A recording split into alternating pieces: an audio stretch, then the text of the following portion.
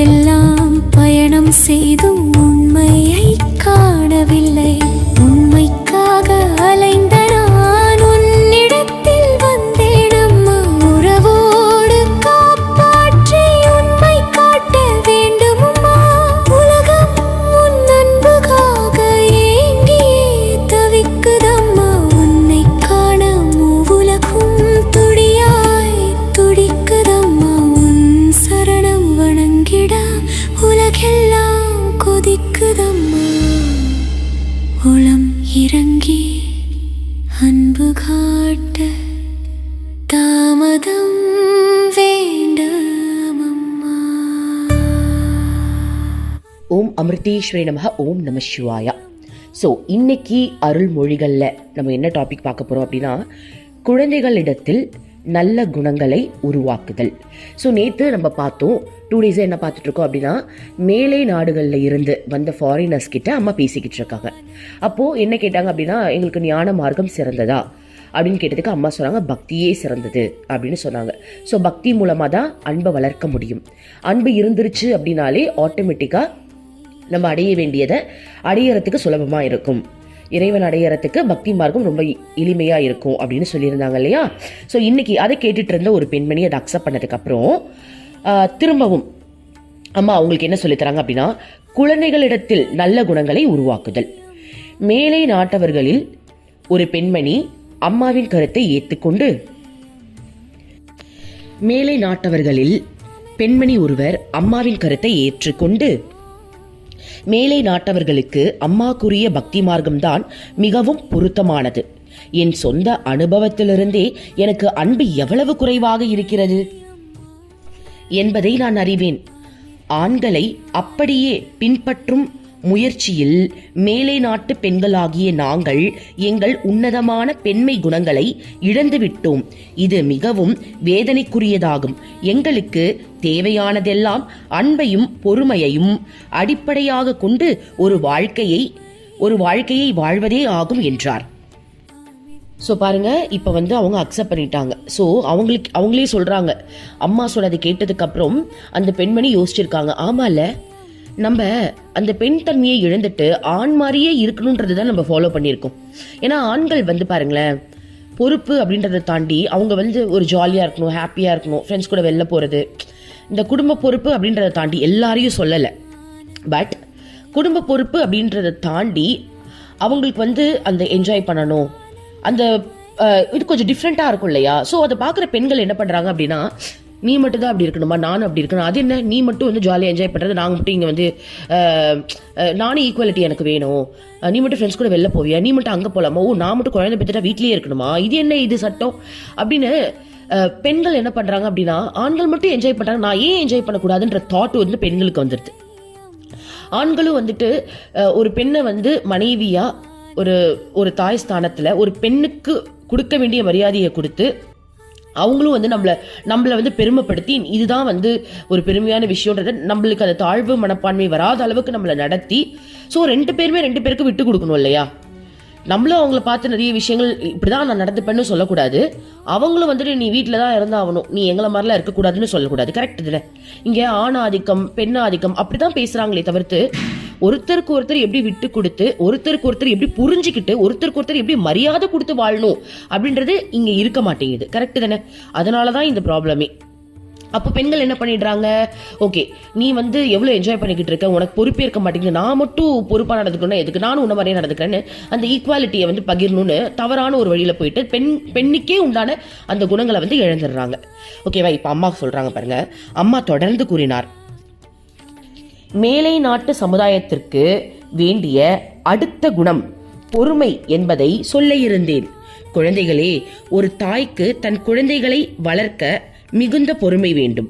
ஒரு தாய் குழந்தைகளிடம் நல்ல குணங்களை உருவாக்குவதில் மிகுந்த ஈடுபாடு கொள்ள வேண்டும். ஒரு குழந்தை தன் தாயிடம் இருந்து தன்னுடைய முதல் பாடமான அன்பையும் பொறுமையையும் கற்றுக்கொள்கிறது. ஆனால் அவள் வெறும் வாய் வார்த்தைகளால் உபதேசங்களால் தன் மகனோ மகளோ அந்த குணங்களையும் பின்பற்றி விடுவார்கள் என்று எதிர்பார்க்க கூடாது. இது நமக்கே சொல்ற மாதிரி இருக்கு, கவனிங்க. அம்மா சொல்றாங்க ஒரு பெண்ணுக்கு முக்கியமான தேவையான இரண்டாவது குணம் என்ன அப்படின்னா ஃபர்ஸ்ட் வந்து அன்பு, செகண்ட் வந்து பொறுமை அப்படின்னு சொல்றாங்க. அதாவது ஒரு குழந்தைய வளர்க்கறதுல பெண்களுக்கு பொறுமை ரொம்ப அவசியமா. யாருக்காவது இருக்கா? ஓப்பனா சொல்லுங்க, இருக்கா? இருக்கலாம். ஆனா நம்மள மீறி அந்த ஒரு கோபம், அந்த வெறுப்பு, அந்த குழந்தைங்க தப்பு பண்ணிடுச்சுன்னா நம்ம உடனே போய் கத்துறது, அடிக்கிறது இருக்கா இல்லையா? இருக்கு. பட் அப்படி இருக்கக்கூடாதுன்னு சொல்றாங்க. அது மட்டும் இல்லாம முக்கியமான பாயிண்ட் அம்மா என்ன சொல்றாங்க அப்படின்னா, நீ பொறுமையா நடந்துக்காம பொறுமையை பத்தி குழந்தைங்களுக்கு கிளாஸ் எடுத்தேன்னு வச்சுக்கோயேன், பொறுமையா இருக்கணும், அப்படி இருக்கணும், இப்படி இருக்கணும் வாயால மட்டும் நீ சொன்ன அப்படின்னா அது வேலைக்காகாது. அம்மா அப்படி நடந்துகிட்டா மட்டும் தானே அந்த குணம் குழந்தைங்களுக்கு வரும். இப்ப எக்ஸாம்பிள், இப்ப நமக்கு யார் அம்மா? நம்ம அம்மா தான். நம்மளுடைய அமிர்தானந்தமயி தேவி தான் நம்மளோட அம்மா. இப்போ நம்ம அம்மா நம்ம பார்த்தோம், செப்டிக் டேங்க் நொம்முனப்ப நம்ம அம்மாவே இறங்கி அதை அள்ளுனாங்க. அப்போ நம்ம அம்மாவே இதை அள்ளுறாங்க அப்படின்றதுனாலதான் நமக்கும் அதை அள்ளணுன்ற ஒரு தாட் வருது. எல்லாரும் கூட போய் ஓடி போய் அள்ளினாங்க. இப்ப அம்மா வாய் வார்த்தையால மட்டும் மனுஷங்கன்னா வந்துட்டு எல்லாரும் தானே மனுஷங்க, அவங்க வரலன்னா என்ன, நீங்க அள்ளனா என்ன, நீங்க அள்ள மாட்டீங்களான்னு இருக்கிறவங்களை பட் நீ அள்ள மாட்டியா, நீ அல்லன்னு சொன்னா வேலைக்காகுமா? யாரும் போக மாட்டாங்க, வேடிக்கை பார்த்துக்கிட்டே இருப்பாங்க. ஆனா அம்மா செயல்ல அதை வாழ்ந்து காட்டுறாங்க.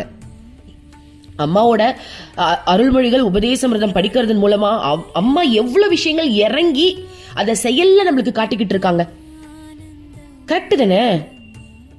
சோ அப்ப பாருங்க, அம்மா அதை செஞ்சதுனாலதான் நமக்கு அந்த ஃபீல் வருது. எத்தனையோ பேர் என்கிட்ட கூட சொன்னாங்க, ஒருத்தவங்க வந்து வீட்டுல வந்து வயசானவங்க பெட் ரிட்டன் ஒருத்தவங்க இருக்காங்க போல் இருக்கு, அம்மா இந்த மாதிரி செப்டிக் டேங்க் அள்ளி ஊத்துனாங்க அப்படின்னு கேட்ட உடனே அவங்க வீட்டுல அந்த உடம்பு சரியில்லாத நிலையில இருக்கக்கூடியவங்களுக்கு டாய்லெட்டையும் இவங்க கிளீன் பண்ணாங்களாம். அம்மாவே பண்றாங்க, நம்ம பண்றதுல என்ன தவறுன்னு அவங்க அதை பண்ணாங்கன்னு சொல்லிட்டு ஒன் டைம் சொல்லியிருந்தாங்க.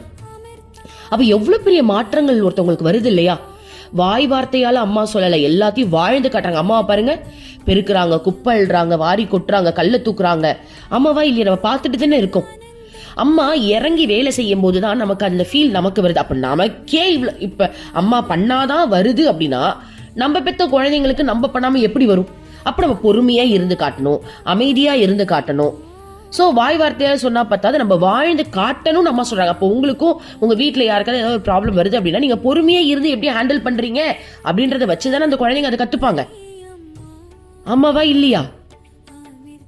சோ அம்மா சொல்றாங்க பாருங்க, நமக்கு தான் சொல்றாங்க பொறுமை ரொம்ப அவசியம்னு சொல்றாங்க. ஓகே, அடுத்தது பார்ப்போம். சோ உபதேசங்களாலும் வார்த்தைகளாலும் தன் மகனோ மகளோ அந்த குணங்களையும் பின்பற்றி விடுவார்கள் என்று எதிர்பார்க்க கூடாது. அது நடக்கவே நடக்காது. தான் நடந்து கொள்ளும் நடத்தையின் மூலம் ஒரு உதாரணமாக நடந்து கொள்வதன் மூலமே அதை செய்ய முடியும். பாருங்க, சோ நம்ம தான் நடந்துக்கணுமா? சோ அம்மா தான் அந்த பிச்சையை போடணும். நானும் அம்மா கிட்ட கேட்டுட்டே இருக்கேன், அம்மா இன்னும் பொறுமையே கொடுங்கம்மா. வீட்டில் நான் வந்து நல்லா நடந்துக்கிட்டா மட்டும்தானம்மா அந்த குழந்தைங்க அப்படி நடந்துக்குன்னு சொல்றீங்க. அப்ப என்ன வந்து அந்த மாதிரி நீங்க தாம்மா வழி நடத்தணும் நம்ம அம்மாட்ட கேட்கலாம். ஆனா அம்மா என்ன நம்ம சொல்லுவாங்க, நான் ரெடி, நீ கொஞ்சம் விட்டு கொடுக்க ரெடியா இருக்கணும் அப்படின்னு சொல்லுவாங்க. ஸோ நீனும் முயற்சி பண்ணணும்னு சொல்லுவாங்க. ஸோ சரிம்மா, நாங்களும் முயற்சி பண்றோம், நீங்களும் எங்களை வழி நடத்துங்கம்மா அப்படின்னு பிரார்த்தனை செஞ்சுக்கலாம். ஒரு குழந்தை பிடிவாதம் நிறைந்ததாகவும் சொன்ன பேச்சை கேட்காதவனாகவும் இருக்கலாம். இதுதான் பெரும்பாலான குழந்தைகளின் இயற்கை. ஏனென்றால் அவர்களது மனம் இன்னும் முழுமையான வளர்ச்சியை அடையவில்லை. அவர்களுக்கு தங்களை பற்றி மட்டும்தான் கவலை. ஆனால் அவர்கள் சில நேரங்களில் மிக சுயநலத்துடனும் பிடிவாதத்துடனும் நடந்து கொள்ளலாம். அந்த இயல்பு தவறானது அல்ல, அது இயற்கைக்கு புறம்பானதும் அல்ல. ஆனால் ஒரு அன்னை பொறுமையை இழந்து சுயநலத்துடன் நடந்து கொள்வதுதான் தவறானது. சோ என்ன சொல்ல, நல்லா தெரிஞ்சுதா? புரியுதா? காதல விழுதா? குழந்தைங்க தப்பு செய்யறது இயற்கைன்ட்டாங்க. அது சுயநலமே கிடையாது, அது இயற்கை. அதை நம்ம வந்து சுயநலம்னு சொல்லிக்க கூடாது, அது இயற்கை. ஆனா அதுல பொறுமையை கடைபிடிக்க வேண்டியது நம்மளுடைய தர்மம். புரியுதுங்களா? ஆனா நம்ம தான் அவங்கள திட்டுறோம் அப்படின்னா அது நம்மளுடைய சுயநலம்னு சொல்றாங்க. எனக்கு தெரிஞ்சு இது வரைக்கும் இப்படி பார்த்தா நான் தான் சுயநலமா நிறைய நடந்திருக்கேன் போல் இருக்கு. ஸோ அம்மா சொல்றதை பார்த்தா நம்ம தவறாதான் குழந்தைங்களை வளர்த்துருக்கோமோ அப்படின்னு ஃபீலே ஒரு, எங்க வளர்த்துருக்கோமோ, வளர்த்துருக்க அம்மா சொல்றாங்க வளர்த்துருக்க, அப்படிதான் வளர்த்துக்கிட்டு இருக்கன்றாங்க. ஆனா கிருஷ்ணா நிறைய வாட்டி பாத்துக்கிறேன்னு சொல்லியிருக்கான். எப்பவுமே கிருஷ்ணா கிட்ட சொல்லிடுவேன். ஸோ பாருங்க, அதனாலதான் கிருஷ்ணர் வந்து குழந்தை பருவத்துல ரொம்ப சேட்டை பண்ணிக்கிட்டே இருப்பாங்க. ஆனா அது எல்லாமே நம்மளுடைய கர்மாவை கழிக்கிறதுக்காக தான் இருந்தது. பட் நமக்கு தெரியாது இல்லையா, வளர்ந்ததுக்கு அப்புறம் தான் அவர் கர்மாவை கழிச்சாருன்னு நம்மளுக்கு தெரிஞ்சுது. கரெக்டு தானே? அப்போ யசோதை எவ்வளோ பொறுமையா இருந்திருப்பாங்க. யசோதை தான் இருக்கிறதுலே சிறந்த தாய். ஏன்னா அவ்வளோ அன்பா பார்த்துக்கிட்டாங்க கிருஷ்ணரை. ஆனா சேட்டை பண்ணா கட்டிலாம் போடுவாங்க, அதெல்லாம் ஓகே தான். ஆனாலும் அவங்களுக்கு கிருஷ்ணர் மேல இருந்த அன்பு சாதாரண அன்பு கிடையாது. ஏன் அப்படின்னா, ஒரு இறைவனே ஒரு பெண்மணிக்கு குழந்தையா பிறக்கிறாங்க அப்படின்னா அவங்க எப்படிப்பட்ட அன்பு குணம் கொண்டவங்களா இருப்பாங்க. ஸோ அதை வந்து நம்ம பார்க்கணும். ஸோ அந்த வகையில் நம்ம வந்து சொல்றாங்க, நம்ம வந்து அந்த குழந்தைங்களை வந்து அமைதியா கையாளலை அப்படின்னா நம்ம தான் தவறானவங்களா, குழந்தை தவறானது கிடையாதுன்ட்டாங்க. ஸோ நம்ம குழந்தைங்களை கம்ப்ளைண்டே பண்ணக்கூடாது. இது அடங்க மாட்டேங்குது, இவன் அடங்க மாட்டேங்கிறான், இவன் வந்து எப்போ பார்த்தாலும் சுற்றிக்கிட்டே இருக்கான், எப்போ பார்த்தாலும் டிவி பார்த்துக்கிட்டே இருக்கான் அப்படின்னு நம்ம சொல்லக்கூடாதான். அந்த நிலையில அவங்கள வச்சதுக்கு காரணமே நம்மளா கூட இருக்கலாம், நம்மளோட வளர்ப்பா கூட இருக்கலாம். ஸோ அது இயற்கை, அவங்களது இயற்கையா. நம்ம தான் பொறுமையா சொல்லணும், இல்ல பொறுமையா வாழ்ந்து காட்டணும்னு சொல்றாங்க. ஓகேவா? சொல்றாங்க பாருங்க, தாய் வந்து பொறுமை இல்லாம நடந்துட்டாங்க அப்படின்னா அது ஒரு நரகத்தை உருவாக்கி விடும். தாய் பொறுமை உடையவளாக இருக்க வேண்டும்.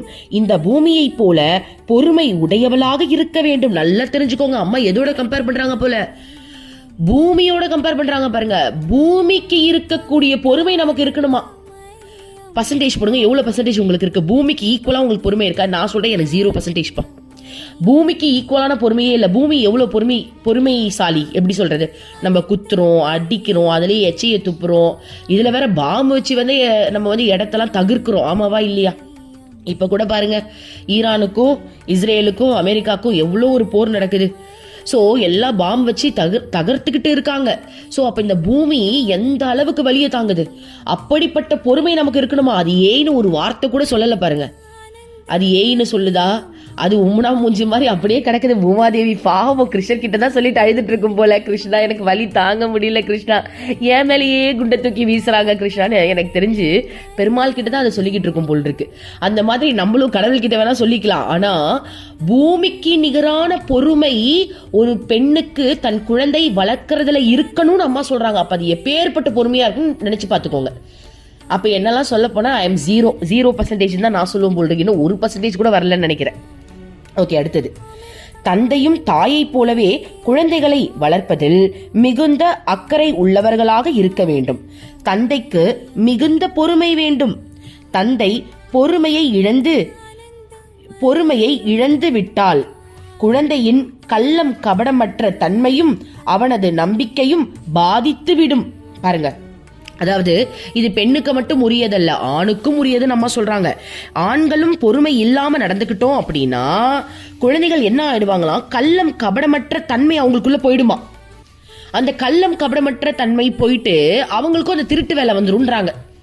ஓகேவா? ஏன்னா அப்பா இப்போ ஒரு விஷயம் பண்ணி அப்பா அடிக்க போறாரு அப்படின்னா அதுங்க திருட்டு வேலை பண்ண ஆரம்பிச்சிடும். ஆமாவா இல்லையா? என் பசங்க ஒன் டைம் அப்படிதான் ஏதோ கீழே ஒன்று தள்ளி விட்டுட்டு நான் திட்டிடுவேணும்ட்டு அதுங்களே ஏதோ ஒரு துணியை போட்டு தொடச்சி வச்சிருச்சுங்க. ஆனா அந்த துணியை யாரு கழுவுறது? தொடச்ச துணி எந்த துணின்னு நம்மளுக்கு தெரியணும்ல. சோ பாருங்க, அந்த திருட்டு வேலை வந்துருது. அந்த கள்ளம் கபடமற்ற நம்ம கிட்ட வந்து சொல்ல மாட்டேங்கிறாங்கல்ல. கள்ளம் கபடமற்ற தன்மை அப்படின்னா அந்த குழந்தைங்க ஊத்துறத வந்து சொல்லணும், அம்மா அம்மா தெரியாம இதை ஊத்திட்டம்மா. அப்ப நம்மளே வந்து சரி வாடி தங்கும் பரவாயில்ல, அம்மா சொல்லித்தரேன், எப்படி துடைக்கணும்னு சொல்லித்தரேன்னு எல்லாரும் சேர்ந்து உட்காந்து தொடச்சா அது வேற.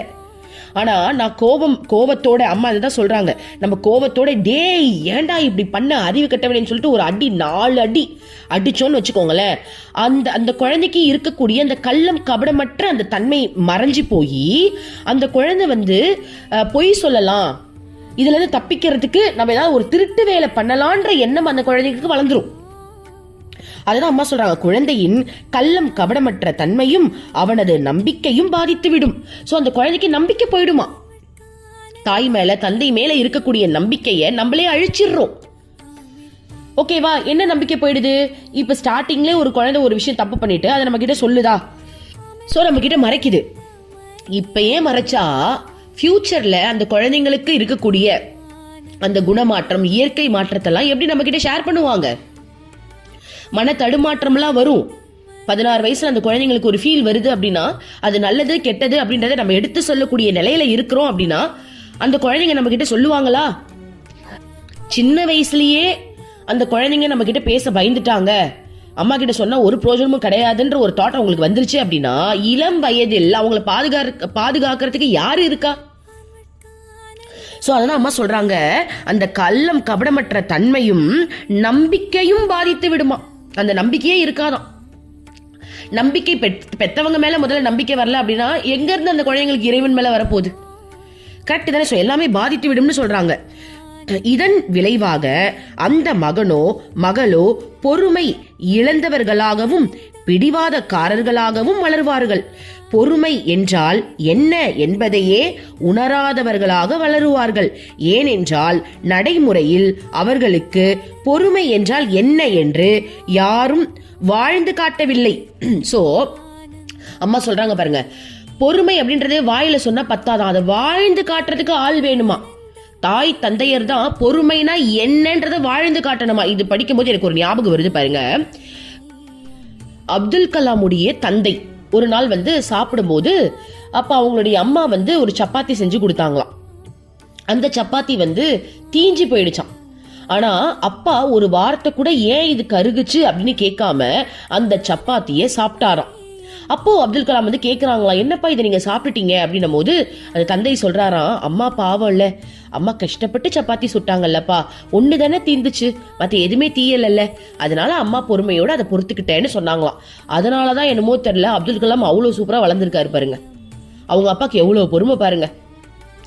சோ பொறுமையோட நடந்துக்கணும். கணவன்மார்களும் பொறுமையை காட்டணும், மனைவிமார்களும் பொறுமையை காட்டணும். அப்பதானே இந்த குழந்தைங்களுக்கு பொறுமை வரும், இல்லைன்னா எப்படி வரும்?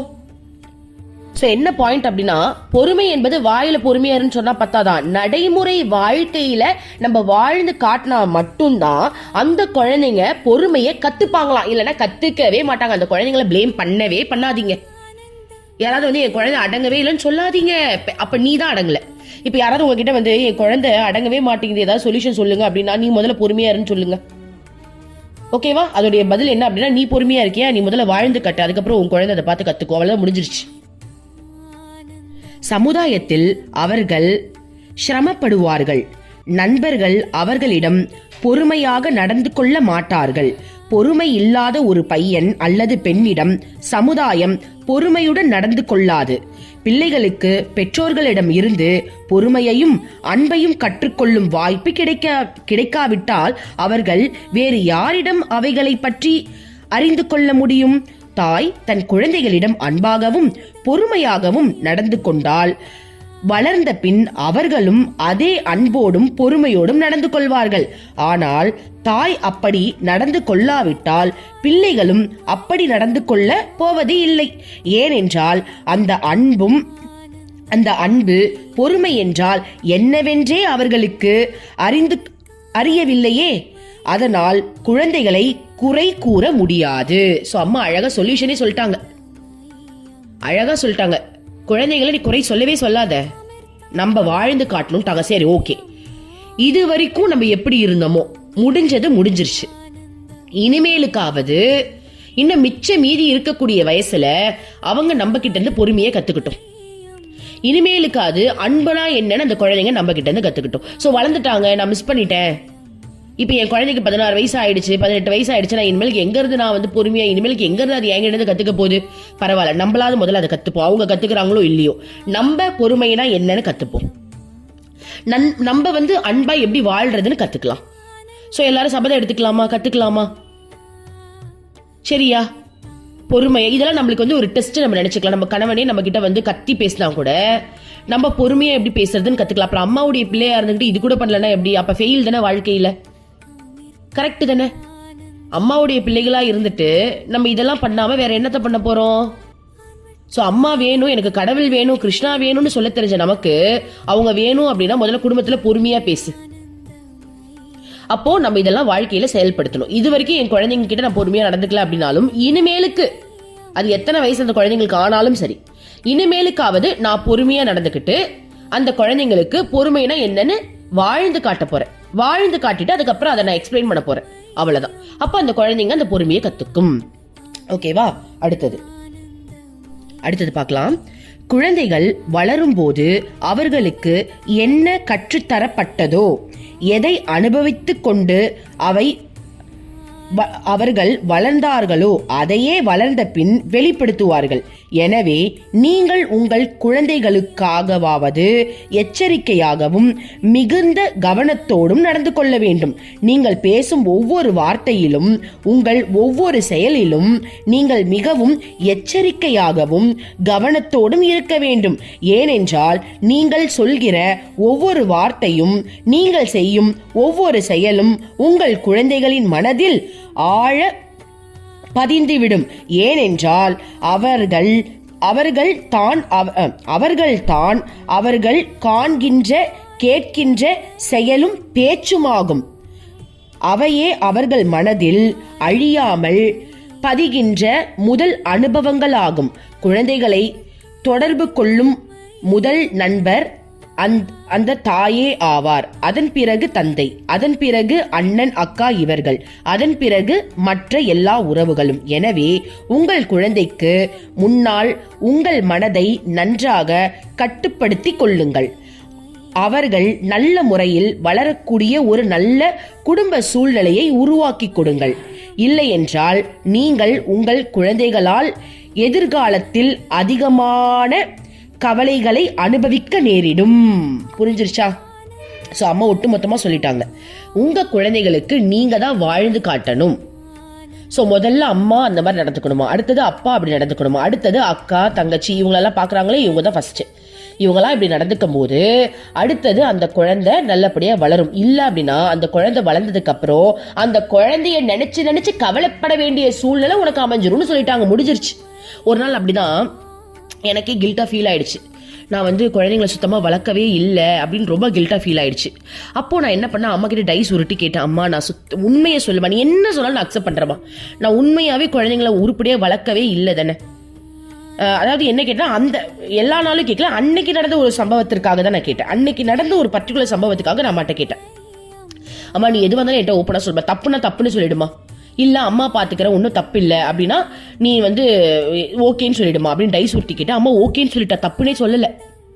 ஏன்னா நான் என்ன வேலை பண்ணிட்டு இருந்தேன்னு கேளுங்க. நான் கிருஷ்ணா கூட கடந்தேன். ஸோ பசங்க டிவி பார்க்கட்டுமான்னு கேட்டாங்க. போய் டிவி பாருங்கடான்னு சொல்லி டிவியை நானே போட்டு விட்டுட்டு நான் பாட்டுக்கு ரூமில் என் கிருஷ்ணாவே கதின்னு உட்காந்துட்டு இருந்தேன். என்னால் ஒரு நிமிஷம் கூட எழுந்துக்கவே முடியல. கிருஷ்ணா கிருஷ்ணா கிருஷ்ணா கிருஷ்ணா அப்படியே உயிர் போற அளவுக்கு கிருஷ்ணானே கதின்னு உட்காந்துட்டு இருந்தேன். அதனாலதான் அம்மா என்னமோ இந்த வாட்டி சரி ஒன்னும் நீ தப்பு பண்ணல, பரவாயில்ல விடு நான் பாத்துக்கிறேன்னு சொல்லிட்டாங்க போல. ஸோ அதுக்கப்புறம் எனக்கு ஒரு ஐடியா வந்துச்சு. சரி நீங்க டிவி பார்க்கலாம், ஆனா கிருஷ்ணா ரிலேட்டடா பார்த்தா மட்டும்தான் அம்மா ஒத்துப்பேன் அப்படின்னு சொன்னோடனே அவங்க ஓரளவுக்கு நிறைய இல்லை. ஸோ ஓரளவுக்கு கிருஷ்ணா பத்தி சேனல் பார்த்துட்டு இருந்தாங்க. அப்ப நான் புரிஞ்சுக்கிட்டேன், சரி நம்ம கிருஷ்ணாவை பத்தி நினைச்சதுனாலதான் அம்மா ஒத்துக்கிட்டாங்க போல் இருக்கு. இதே நம்ம வேற வேலை ஏதாவது செஞ்சுக்கிட்டு இருந்தோம்னா அம்மா ஒத்துருக்க மாட்டா போல் இருக்கு நான் நினைச்சுக்கிட்டேன். சோ இதுல இருந்து ஒரு விஷயம் எனக்கு என்ன புரிஞ்சுது அப்படின்னா, இப்போ நான் எந்நேரமும் கிருஷ்ணா கூட தான் இருப்பேன். நல்லா என் பசங்க நல்லா நோட் பண்ணிட்டாங்க. என் பையனை நான் கொஞ்சனா கூட என் பையன் என்ன கேட்கிறான் அப்படின்னா, அம்மா கிருஷ்ணாவை நினைச்சுதானே கொஞ்சனேன், அவனை கொஞ்சனேன்னு கூட அவன் நம்ப மாட்டேங்கிறான் பாருங்க. அம்மா நீ கிருஷ்ணாவை நினைச்சுதானமா கொஞ்ச கிருஷ்ணாவை நினைச்சிட்டியாமா அப்படின்னு கேட்கிறான். ஆமாண்டா செல்லம், கிருஷ்ணாவை நினைச்சுதான் உன்னை கொஞ்சம், ஏன்னா நீனும் கிருஷ்ணா தானே. ஸோ அப்போ ஏதோ நான் மிஸ்டேக்காக தான் வாழ்ந்துட்டு இருக்கேன். நான் கரெக்டாக வாழ்றேன் நான் சொல்லவே இல்லை. எனக்கு பொறுமையே கிடையாது. என் குழந்தைங்களை பயங்கரமா திட்டுறேன், அதுவும் ஹஸ்பண்ட் கிட்ட எதிர்த்து பேசுறேன், அடக்கமே இல்லை, அன்பு இல்லை. ஆனாலும் ஒரே ஒரு ஆயுதத்தை வச்சு அம்மா என்னை காப்பாத்திக்கிட்டு இருக்கா. அந்த ஆயுதம் தான் கிருஷ்ணா. சோ கிருஷ்ணாவை நான் பிடிச்சிக்கிட்டு இருக்கிறதுனால என்னுடைய மற்ற தவறுகளை அதிகமான ஃபோக்கஸ் இல்லாம நான் கிருஷ்ணா கிட்ட எப்படி இருக்குன்றத வச்சே என் குழந்தைங்களும் அதை ஃபாலோ பண்றாங்க. ஸோ அதுல எப்படி தப்பிச்சுக்கிறாங்கன்ற ஒரு சந்தோஷம் இருக்கு. பட் அதுக்குன்னு இதை மட்டுமே பயன்படுத்தி விட்டுறவும் கூடாது. 100% பொறுமையா இனிமேலுக்காவது நம்ம இருந்தாகணும் அப்படின்ற ஒரு விஷயம் நான் புரிஞ்சுக்கிட்டேன். எனக்கு ரொம்ப ஹாப்பியா இருக்கு. ஸோ நீங்களும் அப்படி நடந்துப்பீங்க நான் நம்புறேன். ஓம் அமிர்தேஸ்வர நமः. ஓம் நம சிவாயா. மனமே உனக்கு சொந்தம், ஒருவரும் இல்லை என்ற உண்மையை ஒரு நாளும் நீ மறந்திடாதே.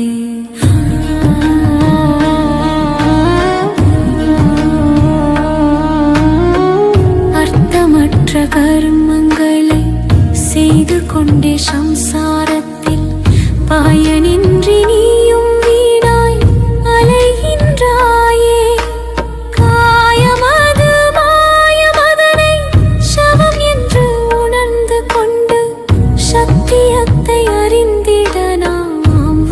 தேடுவோம். நிலையில்லா உலகினை நிஜமென்று எண்ணிடாதே. மெய்ப்பொருளாம் அந்த சக்தி என்றும் ஒன்றுதான்.